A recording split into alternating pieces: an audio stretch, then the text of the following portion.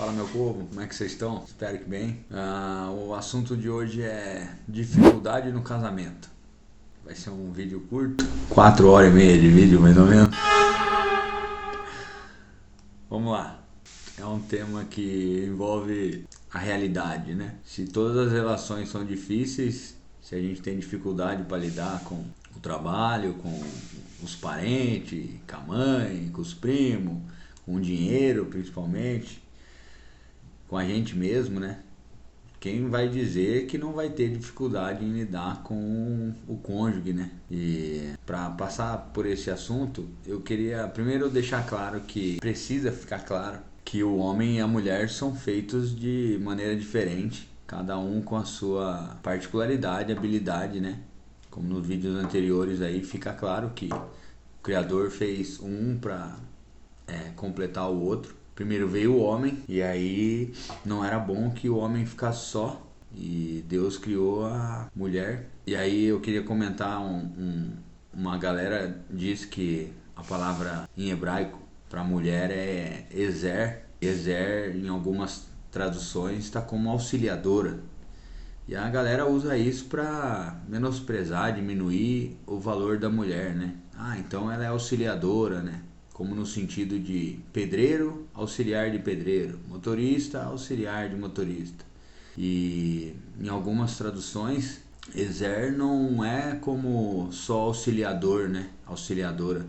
Ezer é socorrista, é aquele que salva, né? O nome de Deus ele é citado em algumas vezes como tem uma música, me perdoa, eu levo meus olhos para os montes, a tradução do Ezer ali é meu auxiliador, né? E é o meu socorro na tradução literal. Então, vamos acreditar que, por exemplo, quando eu vou preparar vou com um bando de criança para uma piscina, eu levo ali um bombeiro civil. É um exemplo besta, veio na cabeça agora, tá? Um bombeiro civil que vai ser o socorrista. Caso algum problema aconteça com o grupo, tem um socorrista ali presente, pronto para ajudar. Acredito que o Ezer, o auxiliadora da mulher na Bíblia, ele está mais para socorrista, para alguém que de fato foi criada após o homem, e levando em conta que Deus não erra, a mulher foi criada no intuito de ser um socorro presente para quando o homem descambasse no emocional ou na própria ira. O homem tem defeitos que a mulher não tem, e a mulher acaba contrabalanceando algumas emoções que o homem por vezes ignora ou é meio desleixado. O homem é meio bagunceiro, o homem é um bicho complicado, né? E a mulher, acredito que, só para deixar claro, o papel de cada um, ele tem relevância, é importante. Deus é onisciente, ele não erra, e ele sabia o que estava fazendo, né? Dito isso, como eu já tinha mencionado em outros vídeos, o que um falta, o outro completa. Então Deus é sábio e fez perfeito. Vamos lá, agora eu vou falar um pouco da minha história. Eu casei há 21 anos atrás, já contei a história do casamento no vídeo anterior, e a gente tinha por sonho ter filho. Ficamos 5 anos para construir a casa, para correr atrás do projeto, de vender o que a gente tinha para poder dar entrada na casa, né? A casa foi financiada, e quando a gente estava com a casa já em andamento para construir, a gente começou a tentar engravidar e não conseguia. E ficamos tentando por volta de 1 ano mais ou menos. Foi quando ela sugeriu eu fazer uns exames e tal. E outro dia eu conto, é uma história muito engraçada do exame, mas não fica para outro vídeo, aí eu prendo a audiência. Mas no fim das contas eu tive que tomar um medicamento, se eu não me engano chamava Clomid, por um determinado tempo.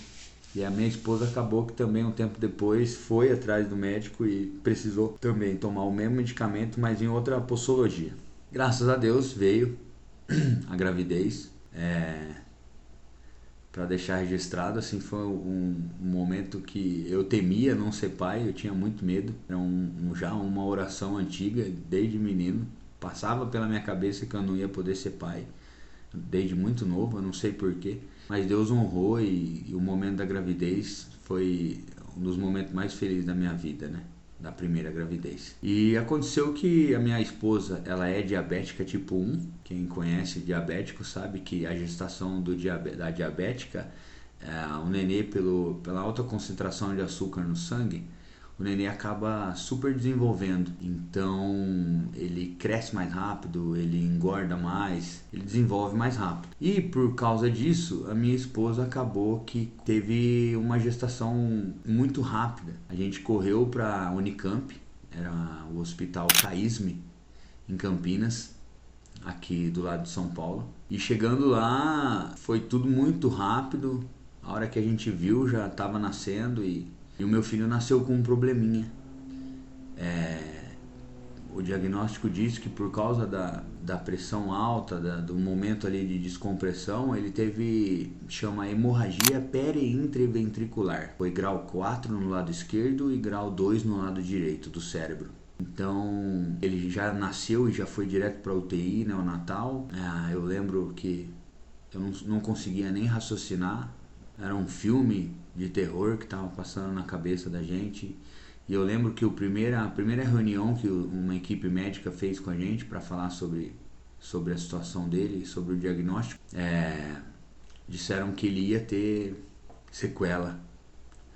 Eles não conseguiam afirmar se seria cognitiva ou motora, mas que pela gravidade da lesão ele teria sequela. Ali começa um processo de dificuldade muito grande e por isso o tema do casamento, né? Dificuldades no casamento, que foi, acredito que o pior momento da gente. Logo depois teve minha filha também, eu vou chegar nessa parte, mas acredito que ali o exercício da fé de fato começou a fazer diferença na minha vida. Depois do diagnóstico, com aquela notícia de que os médicos disseram que não sabiam se ele ia sobreviver e se sobrevivesse teria sequela. E se ele passasse daquela noite a chance dobrava dele. E a gente foi escutando isso dia após dia. Eu corri pro banheiro e me tranquei lá, ajoelhei no chão do banheiro. Era 1º de março de 2010. Um frio em Campinas. E eu sozinho ali tive aquela conversa franca que eu acho que todo mundo que está assistindo agora o vídeo já teve, e se não teve, eu peço a Deus que seja tranquilo, que é quando a gente de fato joga na mão de Deus todas as nossas preocupações e um sofrimento que não cabe no peito. Quem é pai, quem é mãe sabe do que eu estou falando. E ali eu abri mão da minha vida, tive algumas conversas sérias com Deus ali sobre o meu passado, sobre as promessas que ele tinha feito e colocado no meu coração do que seria a minha vida, principalmente em relação ao casamento, principalmente em relação à paternidade. Questionei muito, mas fica por uma conclusão um pouco mais tarde no vídeo. O que significa o sofrimento, né? O que significa a dificuldade na vida de uma pessoa, de um casal principalmente. E foi que para a gente chegar na minha filha, ele teve alta, ficou 19 dias internado na UTI neonatal e ele foi dia após dia melhorando e tal. E quando a gente saiu da Unicamp, a gente já saiu com um cronograma completo de fonoaudiólogo, fisioterapeuta, neurologista, que a gente teria que estar fazendo esse acompanhamento com ele. E pela fé inexplicável, a gente sabia no fundo do coração de que ele não teria nada. Inclusive aqui no interior ele é feito acompanhamento na APAI, que é uma equipe maravilhosa de fisioterapeuta, fonoaudiólogo. Ele acompanhou até os 3 anos de idade. E em Campinas a gente ia com uma certa frequência, minha esposa ia mais, e ele foi tendo alta. Graças a Deus, fica para um testemunho aí que ele foi tendo alta pelo fonoaudiólogo, pela fisioterapeuta, e a última alta quem deu foi o neurologista, né, por causa das imagens, dos exames serem um pouco mais complexos. E aí conseguimos passar por isso. Foram 3 anos de dificuldades, né? Que só quem teve problema de saúde com um parente sabe como é difícil. A gente dependia de ônibus da prefeitura, saía de madrugada, voltava à noite. Mais minha esposa, né? Eu acho que eu fui uma, duas, poucas vezes. O homem tem essa barda aí de falar que tá trabalhando, e quem acaba se estrepando mais é a santa da mulher, né? Mas de fato é que, de verdade, foi a primeira experiência, assim, a primeira grande dificuldade que a gente passou. Nunca faltou nada, a parte financeira também nunca foi perfeita, mas quando a gente coloca um problema de filho, todo o resto parece que some, né? Bom, passou, meu filho estava com 3 anos, 2 anos e pouco, minha esposa vem e fala que estava grávida de novo. E já pedi perdão para ela, mas já pedi perdão até para minha filha, para Deus. Mas quando ela me deu essa notícia, eu fiquei muito bravo, porque eu não queria passar por aquilo de novo. A gente tinha combinado que não ia ter mais filho, só ia ter um. E quando ela veio e me falou que estava grávida, eu acabei que eu exagerei, eu fiquei bravo, fiquei nervoso, me arrependi. E aconteceu que ela foi fazendo os exames pré-natais, né? Primeiro ultrassom, viu que era uma menina, e meu coração se encheu de alegria, mas eu naquela adrenalina, naquele medo, né? A insegurança de passar por o que a gente passou, justamente por ela ser diabética. Isso me dominava, mesmo eu tendo fé, mesmo ela me confortando, dizendo que ia dar tudo certo, a gente é inseguro, né? E eu fui deixando essa ansiedade me dominar. E confesso que não tinha me preocupado a ponto de orar para Deus. Eu deixei, achei que era uma... A gente acaba se afastando um pouco de Deus quando as coisas tá bom, né? E tem a tendência de voltar correndo quando toma um tropeção. É normal, mas aconteceu que minha filha, quando ela foi para nascer, acho que ela tava, me perdoa, minha esposa vai xingar eu se eu tiver errado, ela nasceu de 8 meses. Meu filho nasceu de 7 meses, ela nasceu de 8. Ele já estava com 3 anos. E a minha esposa um dia comentou que estava com cólica. E a gente, eu tô com cólica, não sei o que, eu tô achando que é contração. E a gente correu pro pronto-socorro daqui da cidade. E o médico fez um exame e ela tava com, se eu não me engano, 3 dedos de dilatação. E aí já foi pro quarto, foi pro soro, e eu, meu Deus, né? Eu imaginando, passava na minha cabeça o filme do primeiro filho, de que deu tudo errado, corremos pra Campinas, aquela loucura, e tava parecendo tudo muito normal, e eu naquela ansiedade. E a hora que a gente foi perceber, já era 16 horas da tarde. Apareceu uma enfermeira, eu todo desesperado lá na sala de espera. Tava sozinho nessa hora, se eu não me engano. E apareceu uma enfermeira. Você é o Leonardo?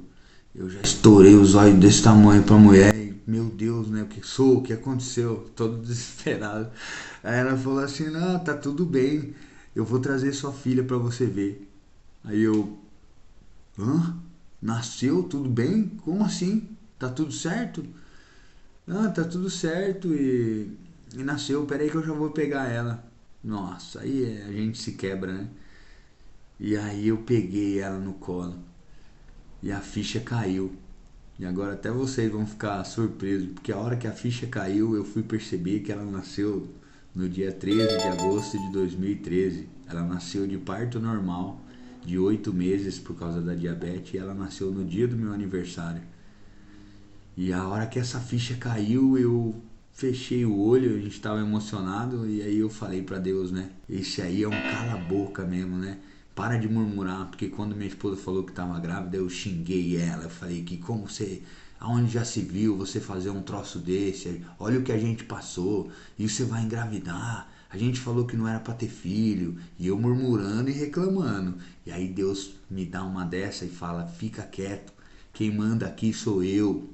Você não sabe de nada. E aí Deus me deu um presente desse, me deu um cala-boca no dia do meu aniversário. Fica quieto que quem tá aqui sou eu.